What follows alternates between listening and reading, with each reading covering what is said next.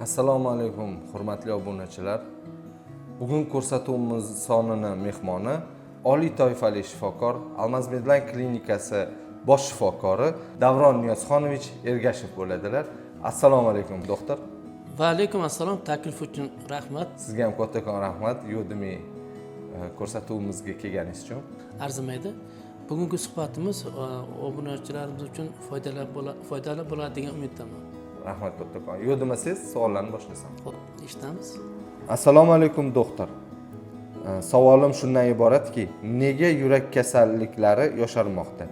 Nega yoshlarimiz orasida, ya'ni 20-30 yosh atrofida parok sersalarni kuzatib bormoqdamiz? Shu haqida ma'lumot bersangiz. Haqiqatan yurak ishemik kasalliklari yosharish tendensiyasiga ega bo'lib bormoqda. Avvalgi paytlarda bundan 30-40 yil oldin 40-50 yoshda kuzatiladigan kasalliklar hozirgi kunda hattoki 17-18 yoshlarda ham kuzatilmoqda. Buni asosiy sabablaridan biri yoshlarimizga bo'ladigan nevroz, ya'ni o'sha bugungi kunda kompyuter texnologiyaning rivojlanishi, ovqatlanish, noto'g'ri ovqatlanish ko'pgina sabab bo'lyapti shularga. Doktor, nega hozirgi kunda shamollash kasalliklari avjiga olmoqda? Tuzalasiz va vaqt o'tmay yana takrorlanadi. Shunga nima deysiz? Buning sabablari hozirgi kunda bizga ma'lum bo'lgan va bo'lmagan ko'plab viruslar tarqalmoqda. Buning ustiga hozir o'zlarini o'zi davolash tendensiyasi ko'payib bormoqda.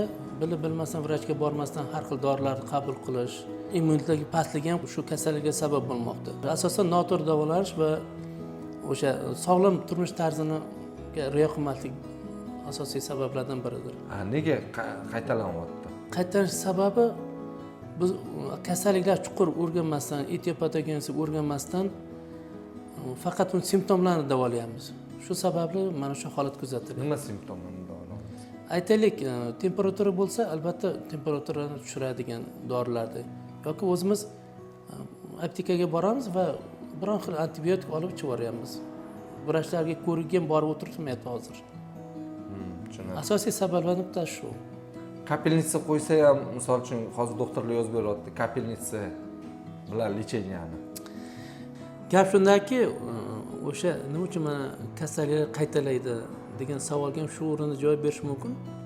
Qarang, mana shamollash. Shamollagandan keyin albatta o'sha tana harorati ko'tariladi. Bu o'z-o'zidan insondagi immun sistema ishga tushib, o'sha kasallikka qarshi kurashayotgan bo'ladi. Biz nima qilamiz? Biz o'sha tana haroratini pasaytirish uchun o'sha o'zimizdan ma'lum bo'lgan kapelnitsadan foydalanamizda. Bu noto'g'ri, chunki organizmni infeksiyaga qarshi kurashga o'zimiz yo'l qo'ymaymiz. O'z-o'zidan biz organizmni o'sha kasallikka, organizmga tushgan kasallikka qarshi kurashini o'zimiz cheklaymiz o'sha kapelnitsa deb ataladigan har xil dori vositalari asosida. Shuning uchun albatta vrach maslahatisiz bu ishlar qilmagan ma'qul. Assalomu alaykum doktor. Arfan kasalligi haqida ma'lumot bersangiz. Bu kasallik kam o'rganilgan holatlar arfan kasalliklar deyiladi. Aytaylik, o'pka kasalliklari orasida uchraydigan alveolit, gemorragik vaskulit kasalliklar shu jumladandir. Bu juda kam uchraydigan kasalliklar bo'lgani uchun hozirgi kunda xalqaro klassifikatsiyada ham hali bu kiritilmagan. Inson qatdan biladi shu kasallik uchraganini? Bu umumiy kasallik holatdan bo'lishi mumkin. Buni diagnostika qilish uchun yetarlicha malaka bo'lish kerak. Aytmoqchimanki, ismasi chiqqandan biladimi? Har xil sabablar bor-ku. Oddiy shamollashlar bor va qonda qon tanachida eozinofil ko'payib kechadigan pnevmoniya kasalliklari bor. Bu arfan, demak kam o'rganilgan kasalliklar. Buni diagnostika qilish anchagina murakkab. Yetarlicha malaka va yetarlicha tibbiyot klinik laboratoriya tekshiruvlar bo'lmasa bunga erishish qiyin. Javobingiz uchun rahmat. Arzimaydi? Doktor, distress kasalligi nima? Shu haqida ma'lumot bering deb so'rabdi. Bu distress sindrom deyiladi. Bu asosan aynan shu shamollash, o'pka, yuqori nafas yo'llari, o'pka kasalliklarida uchraydigan o'tkir nafas yetishmovchiligi. O'tkir distress sindrom deb ataladi. Hozirgi o'sha hansirash, havo yetishmasligi, ko'k dog'larning paydo bo'lishi, o'sha gipoksemiya deydi. Demak, qondagi kislorod yetarlicha qonni kislorodga to'yinmasligi Bular hammasi umumlashtirib o'tkir distress sindrom deyiladi. Teri ostidagi qon tomirlarida o'sha kislorod kamligi tufayli gipoksemiya holatida ko'karish paydo bo'ladi. Bu o'sha distress sindromlari, ya'ni o'tkir nafas yetishmovchiligi belgilaridan biri. Doktor, sizga shaxsiy o'zimning savolim. Mana hozirgi kunda atrof muhitni havosini yomonligi, zararligi haqida internetda ko'p ma'lumotlar ko'rdi. Bizning Toshkent shahar kuchli 10 taligiga kiryapti. Havoni yomonligi bo'yicha. Keyin buni yana qo'shimcha savolim sigaret. Mana yonimizda sigaret chekishadi. Sigaret chekkanda biz xillaymiz, o'pkamizga bo'lgan zarar. Ya'ni har xil shunaqa zararli narsalardan nafas olamiz. O'pkamizni qanaqa qilib lecheniya olishimiz kerak yoki nima qilishimiz kerak shundan qochish uchun? Toqqa har doim chiqa olmaymiz, har doim toza kislorod ola olmaymiz. Shunga nima maslahat berasiz?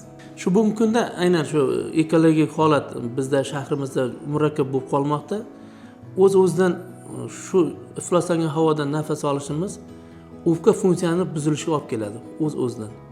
Bu qanday ko'rinishda bo'lishi mumkin? Sekin-sekin salgina fizik holatlarda ham o'sha jismoniy zo'riqishda ham charchab qolish, hansirab qolish holatlar kuzatiladi. Bu o'z navbatida agar o'pkada patologiya paydo bo'lsa, o'z-o'zidan bu yurak qon tomirlar sistemasiga ham o'ziga xos bir og'ir bir yuk bo'lib tushadi. Demak, o'sha o'ziga xos bo'lgan patologiya bo'lib chiqqandan keyin, demak, birinchi navbatda biz o'pkani sog'lomlashtirishimiz kerak. Buning uchun bugungi kunda masalan o'sha himoya vositalaridan, o'sha maska, ko'chaga chiqqanda maska taqish yoki uyga kelganda havoni namlantiruvchi vositalardan foydalanish, iloji boricha toza havoda ko'proq bo'lishni tavsiya qilamiz. Shu bilan birga hozir klinikamizda tog' havosi degan proyektni ustida ishlayapmiz. Hammani ham masalan imkoniyati bo'lmaydi o'sha Oqtoshga yoki Chimyonga borishga. Bizlar shu oldimizda katta proyekt bor. Tog' havosini shu yerda yaratish, o'sha landshaft va aynan o'sha o'ylaymanki, mana shu aholi uchun, xalqimiz uchun qulaylik yaratish maqsadida shu sog'lomlashtirish yo'lida katta bir qadam qo'yiladi klinikamizda. Assalomu alaykum doktor. Metabolik sindrom haqida ma'lumot bersangiz, oldindan rahmat. Savol uchun rahmat. Metabolik sindrom deganda to'qimalarning insulinga sezuvchanligi kamayishi tushuniladi. Umumiy ko'rinishda ommabop qilib tushuntirganda bu ortiqcha vazn paydo bo'lishi, demak, qondagi qand miqdori oshishi, qon bosimi oshishi, yurak xastaliklari paydo bo'lishi bilan kechadi. Buni nimalarda ko'rishimiz mumkin? O'sha aytaylik, noto'g'ri ovqatlanish. Hozir yoshlarimiz asosan ruju qo'ygan fast food, gazlashtirilgan shirin suvlar, kola, fanta kabi. Keyin hali o'zimiz uchun juda maza qilib o'sha choyxonalarda yog'li ovqatlar yeyishimiz, aynan kechqurun o'sha choyxonalarda yog'li ovqatlar, oshlar yeymizda nima qilamiz? Keyin borib dam olamiz. Bu hozirgi kunda bilasizmi, metabolik sindrom deganda tushadigan kaloriyani biz ishlatadigan kaloriyadan ko'pligi. Ya'ni kam harakatlik, gipodinamiya. O'z-o'zidan o'sha ortiqcha vazn paydo bo'lishi organizmni o'sha limfa aylanishi, qon aylanishi, endokrin sistemaga ta'siri juda ham ko'p. Aynan yomon ta'siri. Bunda demak o'sha endorfinlar, o'sha biz biladigan baxt gormonlari deymiz, endorfinlar pasayadi. 40 dan 30 dan 40 dan oshgan erkaklarimizda impotensiya belgilari paydo bo'lish boshlaydi. Mana shu bilan juda ham bir xavfli bu ko'rinish. Endi bizlar nima maslahat berish mumkin? Albatta to'g'ri ovqatlanish. O'sha yoshlarimizga fast foodlarni kam iste'mol qilishlar iloji boricha, o'sha gazlantirilgan shirin ichimliklar, ko'proq sport bilan mashq qilishimiz, o'sha yeydigan, ichadigan taomlardagi kaloriyani bizlar sarflaydigan kaloriyadan oshib ketmasligini nazorat qilishimiz kerak. Endi shu bilan birga mana shu klinikamizda o'sha metabolik sindromni o'rganish va uni to'g'ri davolanish, xalq tabobati yo'li bilan davolanish hozir yo'lga qo'yilgan. Bizda o'sha basseynlar, o'sha davolovchi fizkulturalar yo'lga qo'yilgan. Buni shu bilan birgalikda mana shu sog'lomlashtirish to'liq bizda hozir o'rganilyapti shu metabolic sindrom va o'zi bizlar klinik tavsiyalarini ishlab chiqyapmiz shu bo'yicha. Bizning klinikamizga o'sha metabolic sindromni o'rganish va o'sha klinik tavsiyalar ishlash bo'yicha ishlar olib borilmoqda. Bu masalan sizda ortiqcha vazn bor. Siz bizga murojaat qilsangiz, biz to'laligicha uni o'rganib, diagnostika qilib, sizga kerakli maslahatni beramiz. Chunki og'ir vazn o'z-o'zidan, demak, bo'g'inlarga nagruska beradi, yurak qon tomirlariga nagruska beradi, nafas olishga va umuman hayot tarzingizni bilasizmi, sifatini pasaytirib yuboradi. Shuning uchun bizga mana quyida telefonlarga murojaat qiling, keling, sizga biz albatta foydali maslahatni beramiz.